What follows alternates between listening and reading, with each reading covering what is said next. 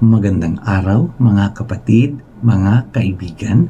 Welcome muli dito sa aking segment ng aking YouTube channel na pinamagatang mga pagkain pang-espiritual sa araw-araw mula kay Tito Ver.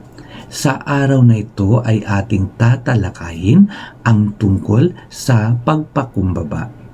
Ayon nga sa unang Pedro Kapitulo 5, versikulo 6 na nagsasabing, "Kaya nga pasakop kayo sa kapangyarihan ng Diyos at dadakilain niya kayo pagdating ng takdang panahon."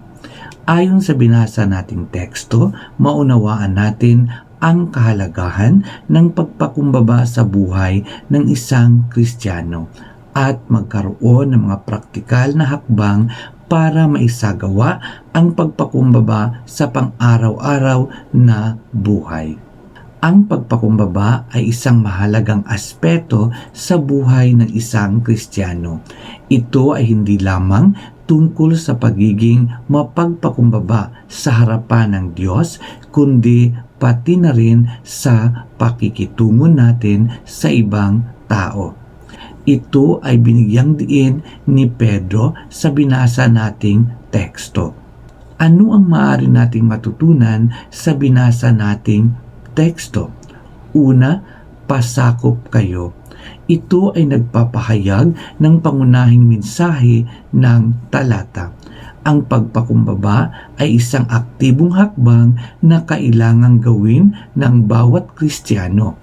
Ito ay ang pagpakumbaba sa harap ng Diyos na nauukit sa ating mga puso. Pangalawa, sa kapangyarihan ng Diyos. Ipinakikita nito ng ating pagpakumbaba ay hindi para sa mga tao lamang, kundi higit sa lahat ay sa Diyos. Siya ang may kontrol sa lahat ng bagay at ang pagtitiwala natin sa kaniyang kapangyarihan ang nagdadala ng pagpakumbaba. Pangatlo, dadakilain niya kayo pagdating ng takdang panahon. Ipinakikita nito ang pangako ng Diyos na kapag tayo ay nagpapakumbaba sa harapan niya, siya ang mag-aangat sa atin sa kanyang oras. Ito ay hindi nangyayari agad-agad, ngunit ito ay tiyak na mangyayari sa tamang panahon. Paano ba natin maipakita ang ating pagpapakumbaba sa araw-araw na buhay? Ito ay maaaring sa pamamagitan ng pagtulong sa ibang tao, pagpapatawad sa mga nagkakasala sa atin, o sa pag-aalaga sa mga nangangailangan. Hinihikayat tayo ni San Pedro na maging mapagpakumbaba sa ating buhay bilang isang Kristiyano. Sa pagtitiwala at pagsunod natin sa Diyos, siya ay ang mag-aangat sa atin sa kanyang oras at sa kanyang panahon. Ang pagpakumbaba ay hindi lamang isang pag-uugali. Ito ay ang pagsunod sa katuruan ng Diyos. Kaya nga, magdasal tayo at hilingin ang tulong ng Diyos upang mas mapanatili natin ang pagpakumbaba sa ating buhay sa araw-araw.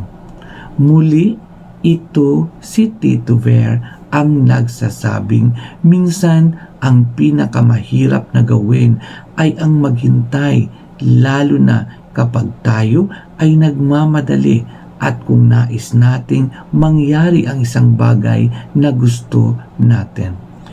Ngunit ang plano ng Diyos ay palaging nangyayari sa paraan ayon sa mga plano niya at hindi ayon sa gusto natin.